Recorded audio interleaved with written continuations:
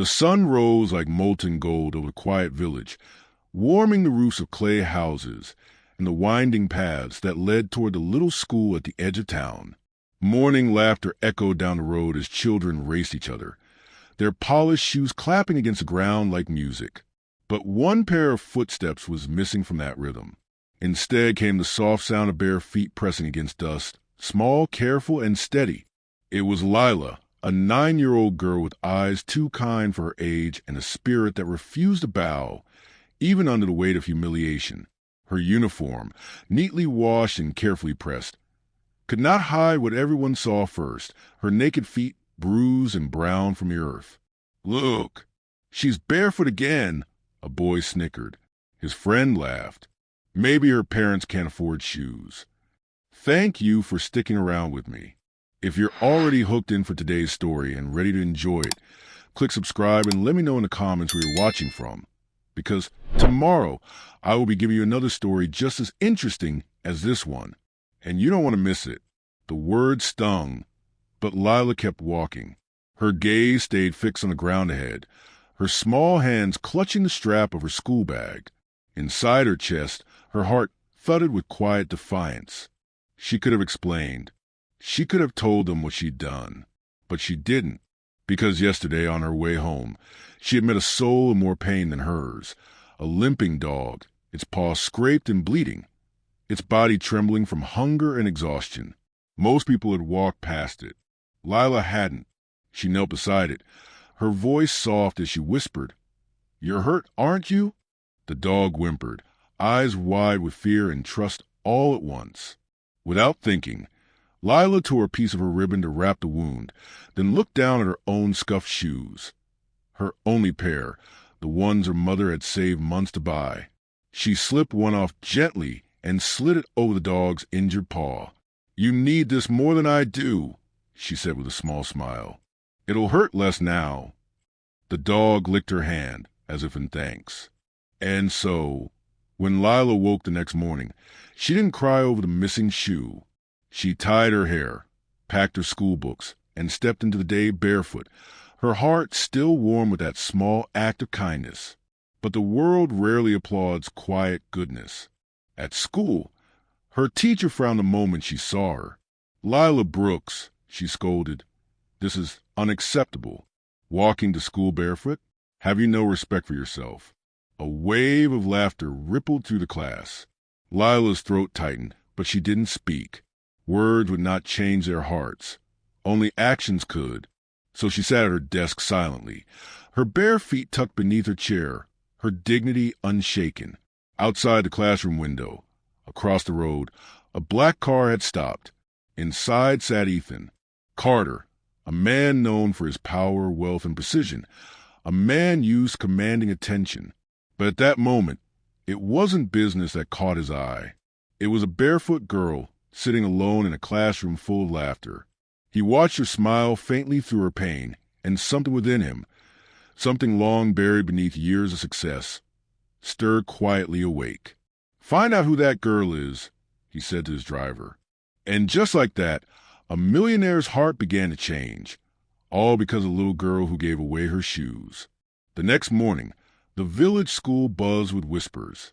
News traveled fast in small places, and by the time the first bell rang, everyone had already heard the story. The barefoot girl who gave her shoes to a dog.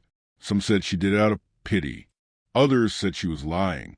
But to most, it was just another reason to laugh.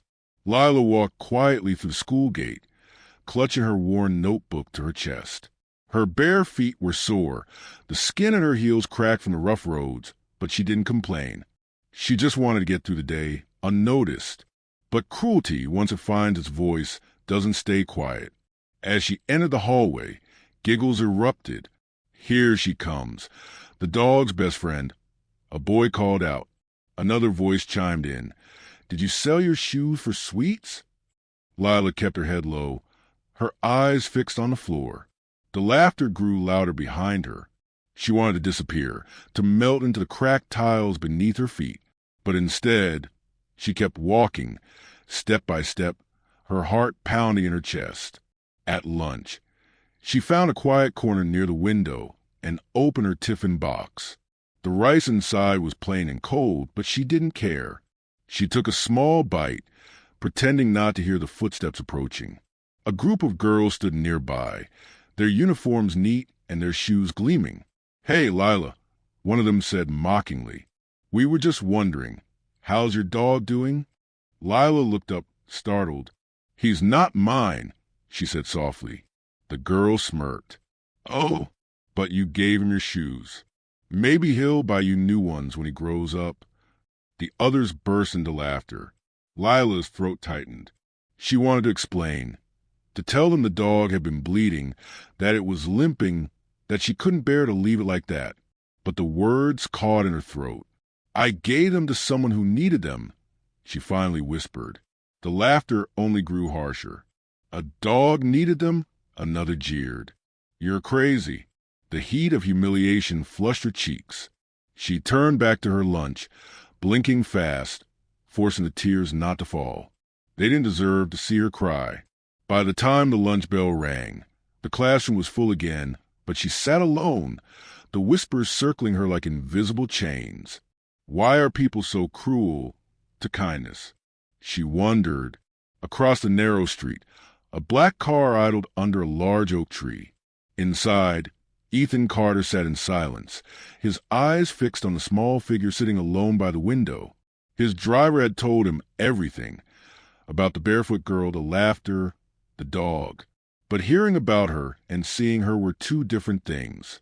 Through the glass, he saw her looking out the window, chin propped on her hand, her face trying to stay brave. There was something in that small, sad smile that pulled at something deep inside him, a place he hadn't visited in years. He remembered another child, a boy who had once walked barefoot to school, too, a boy who had been laughed at for the holes in his shirt, who had sworn that money would one day buy him respect. And it had. He'd built an empire out of that pain. But watching Lila now, he realized something he'd forgotten. Money could buy comfort, but not peace. That night, long after his meetings ended, Ethan found himself standing by his office window, city lights glittering beneath him. Yet his mind wasn't on his success or the deals he'd made. It was on a barefoot girl in a dusty school, smiling through her pain, holding on to kindness in a world that mocked it. And for the first time in years, Ethan Carter's heart felt restless.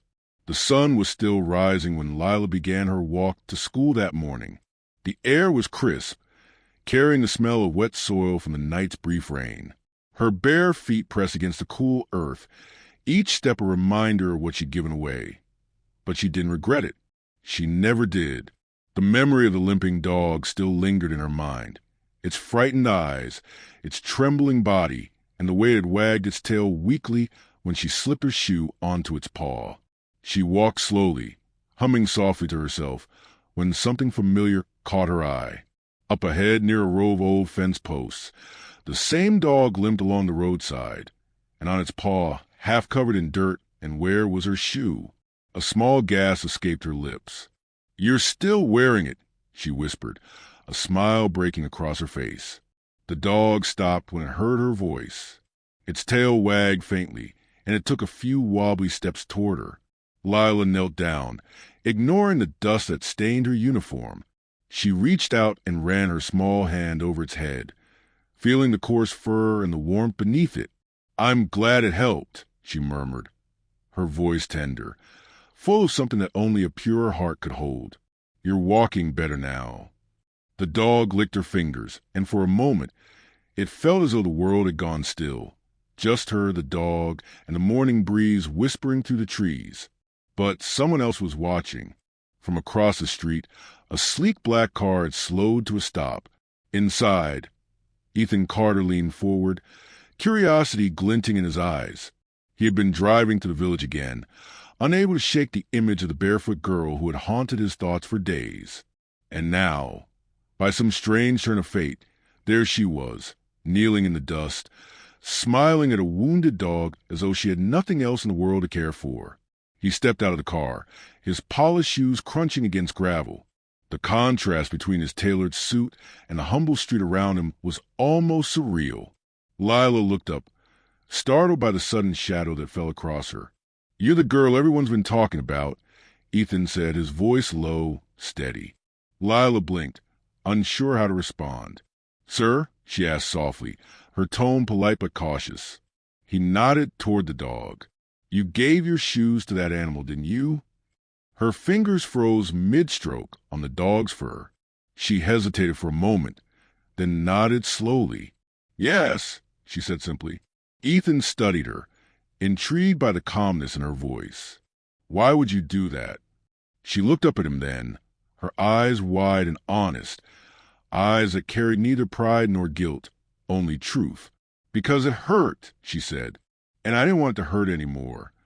Her words struck him like a quiet storm, small, but powerful enough to shake something deep inside. He had heard countless speeches in boardrooms, declarations of ambition, of success, of greed, but never something so pure, so human. A faint smile tugged at the corners of his mouth. "You're a very kind girl," he said softly. "What's your name?" "Lila," she replied after a pause. "Lila Brooks." He repeated it under his breath, as if committing it to memory. "Well, Lila," he said finally, his gaze lingering on her bare feet, "I think kindness like yours deserves to be seen." She tilted her head, confused. "Seen?" Ethan smiled faintly. "You'll understand soon enough." He gave a small nod to his driver, who stood by the car door, then turned back one last time. Lila watched him leave, still unsure who he was or why he cared. But as the car disappeared down the road, she couldn't help but wonder why the stranger's words had felt so heavy, like a promise waiting to unfold. What she didn't know was that her single act of kindness had already begun to ripple far beyond her small world. It had reached the heart of a man who had forgotten what compassion looked like, and now he was about to remember. ING by the classroom door, the shoes held close to her chest, her face glowing with something purer, hope. And for the first time in years, the powerful CO felt something inside him shift, the faint, forgotten warmth of humanity. He whispered to himself, kindness doesn't need fortune. It creates its own. What he didn't know was that his act that day would change both of their lives. Forever.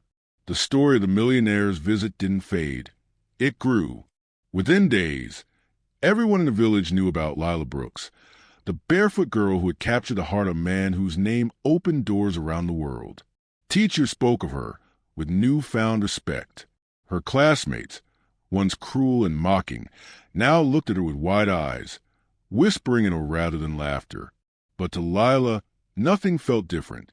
She was still the same little girl with a patched uniform, a quiet voice, and a heart that couldn't walk past suffering without stopping. One afternoon, while she was helping her mother fold laundry outside their small wooden house, a black car rolled to a stop in front of their gate. Dust rose in the air, and before Lila could speak, a familiar voice called her name. "Lila." It was Ethan Carter. Her eyes widened in disbelief. She hurried to her feet, brushing the dust from her skirt. "Mr. Carter, you're here again." He smiled gently. "I told you your kindness deserved to be seen, and I meant it." Her mother, startled and confused, stepped forward. "Sir, may I ask?" Ethan extended his hand politely. "Mrs. Brooks, it's a pleasure to meet you. I wanted to thank you for raising a daughter with such a pure heart. I've met hundreds of people with money, but very few with compassion." Lila's mother blinked, her eyes welling up. She just did what she thought was right. "That's exactly what makes her special," Ethan replied. He motioned to his assistant, who stepped forward carrying a small envelope. "I wanted to offer Lila something," he continued. "A scholarship, full tuition, supplies, transportation, everything she'll need to study at one of the best schools in the city." For a moment, the world seemed to go silent. Lila stared at him, her mouth slightly open, as if she hadn't heard him right. "A scholarship?" Ethan nodded. "Yes. You've already proven you have something that no money can buy. Kindness. I'd like to help give you the tools to use it to change the world." Tears brimmed in her mother's eyes as she covered her mouth in disbelief. "Sir, We can't accept something like that. We have nothing to repay you with." Ethan smiled. "You already have. Your daughter reminded me of who I used to be, before success made me forget what really matters." He turned back to Lila. "I was once a child who had nothing too. I know how much courage it takes to keep walking when the world laughs at your bare feet." Lila's lips trembled as she whispered, "Thank you, Mr. Carter, but I didn't do it for anyone to see." "I know," he said softly, "and that's exactly why you deserve it." The air felt different, lighter, warmer. It wasn't just an act of generosity. It was a moment of transformation. Ethan wasn't just giving Lila a scholarship. He was giving her a future. Lila's lips trembled as she whispered, "Thank you, Mr. Carter, but I didn't do it for anyone to see." "I know," he said softly, "and that's exactly why you deserve it." The air felt different, lighter, warmer. It wasn't just an act of generosity. It was a moment of transformation. Ethan wasn't just giving Lila a scholarship. He was giving her a future. As the car drove away, Lila clutched the envelope to her chest. Her mother wrapped an arm around her shoulders, tears streaming down her face. "You see, my love," she whispered, "good hearts may walk barefoot, but they always find their path." Lila smiled faintly, her eyes shining with hope. For the first time, she looked beyond the village, toward a future she never dared to imagine. And in his car, as Ethan looked out at the disappearing village through the tinted window, he whispered to himself, "Sometimes the smallest kindness can change the biggest lives, including your own." He didn't yet know it, but that day marked the beginning of something far greater than charity. It was the start of a bond that would rewrite both their destinies. The rich man who had everything, and the little girl who had given away her only shoes. Years turned like pages in a book, each one written with the quiet perseverance of a girl who never forgot where she came from. The small house where Lila once studied by candlelight gave way to a bustling city dormitory, but her heart remained the same, humble, grateful, and full of compassion. At the new school, everything was different. The classrooms gleamed with polished floors. The students wore uniforms stitched from fine fabric, and every desk carried the scent of fresh books. Yet Lila still polished her old school bag every night and kept a small drawing of the limping dog tucked in its pocket, a reminder of the moment her life began to change. She studied harder than anyone. When other students hurried home after class, she stayed behind to help teachers clean or to tutor younger children who struggled with their lessons. Her kindness spread quietly, like sunlight through the window. Soon people stopped whispering about her background and started speaking of her as the girl with a heart that never tired of giving. Ethan Carter followed her progress from afar. Every report that reached his office, each scholarship update, each letter of thanks, made him pause in the middle of his meetings and smile. He had built empires from logic, but this small act of love had built something far more meaningful inside him. Years later, when Lila graduated with honors, Ethan attended the ceremony without telling her. From the back of the crowd, he watched her walk onto the stage, her bare feet replaced by shining shoes, yet her humility unchanged. When she spoke into microphone, her voice was steady. "There was a time," she said, "when I thought walking barefoot made me small. But I've learned that when you walk with kindness, you never walk alone. Every good deed leaves a footprint that guides another." The hall erupted into applause. Ethan wiped at his eyes before anyone could see. He realized that day that the girl he had once helped had grown into a young woman who would now help others in ways he never could. Months later, Lila returned to her village, not as a visitor, but as a dream fulfilled. With the savings from her first internship and Ethan's continued support, she built a small shelter for strays and a weekend school for children who couldn't afford tuition. She named it the Paw of Hope. When Ethan visited, he found her surrounded by laughter, children chasing dogs, books stacked in every corner, sunlight pouring through open windows. "Do you see what you started?" he asked quietly. Lila shook her head, smiling. "No, Mr. Carter. You gave me a chance. But this," she gestured to the shelter, to the children, to the world alive around her, This came from one small act of kindness, from a dog, a shoe, and a little bit of faith. Ethan looked at her then and realized something profound. Wealth could build walls, but kindness built bridges, and the girl who once walked barefoot had now taught him how to walk humbly again. Years later, the sun rose over Greenwood Village just as it always had, golden, gentle, and full of quiet promise. But the village itself was no longer the same. The cracked roads were paved, the old school had new walls, and at the gate where once a barefoot girl had walked in shame now stood a sign that read, "The Lila Brooks Foundation for Kindness and Hope." Children ran through the courtyard, their laughter echoing across the morning breeze. Some wore mismatched uniforms, others had no shoes, and that was perfectly fine because here everyone belonged. A car pulled up near the entrance, sleek but unpretentious.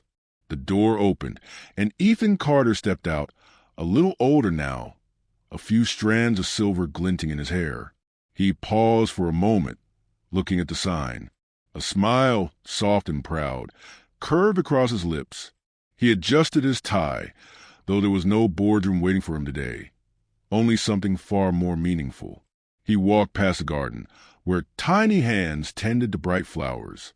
Inside the main hall, laughter and chatter filled the air. And there, at the center of it all, was Lila. She was no longer the small, barefoot girl he'd met years ago. She was a young woman now, graceful, confident, and radiant with purpose. Dressed simply, her hands were busy handing out notebooks to children, her eyes glowing with the same warmth that once changed his heart. When she saw him, she froze, then smiled the same smile that had once stopped him on a dusty roadside. "Mr. Carter!" she exclaimed, running to greet him. "Lila," he said, his voice warm with affection. "You've done it. You really did it." She laughed softly. "I didn't do it alone. You gave me the chance.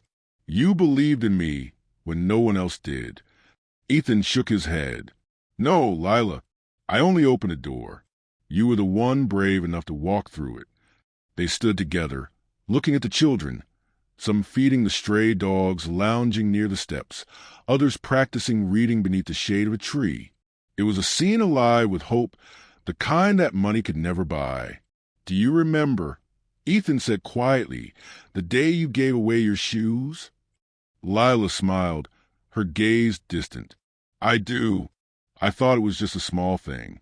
But that dog, it changed everything." He chuckled. "That dog changed me, too." For a moment, silence fell between them, the peaceful kind that exists between two souls bound by gratitude. Then Lila turned toward him and said softly, "You once told me kindness deserves to be seen. I never realized that kindness could grow, that one small act could turn into this." Ethan looked around, emotion welling in his chest. "Kindness never dies, Lila. It just finds new hearts to live in." Outside, a familiar bark broke the quiet. Lila's eyes widened as she turned toward the gate. An old, gray dog limped toward them, the same stray that had once worn her shoe so many years ago. Time had gentled it, slowed it, but its tail still wagged when it saw her. "Oh," she whispered, her voice trembling. "You came back." She knelt, tears glistening as the dog rested its head against her knee. "You started all this," she murmured. Ethan stood beside her, the image burning itself into his memory. The woman who gave everything she had, kneeling beside the creature that had changed her life. The air felt thick with meaning, sacred in its simplicity. He placed a hand on her shoulder. "You see, Lila," he said softly, "when you walk barefoot in kindness, you leave footprints that never fade." As the sun dipped behind the trees, its light wrapped them both in gold. The world had come full circle. The barefoot girl, now a symbol of hope. The millionaire, now a man of heart rather than fortune. And somewhere in that quiet corner of the village, the story of a little girl's compassion continued to live. In every smile, every act of giving, and every step taken toward a kinder world. Because sometimes it only takes one barefoot act of love to teach the whole world how to walk again. Thank you for watching this story to the end. If you enjoyed this story, you will surely love the next one. It's as crazier and more intriguing as you can ever imagine. So do check it out. Click on the image showing on your screen right now to watch the next one.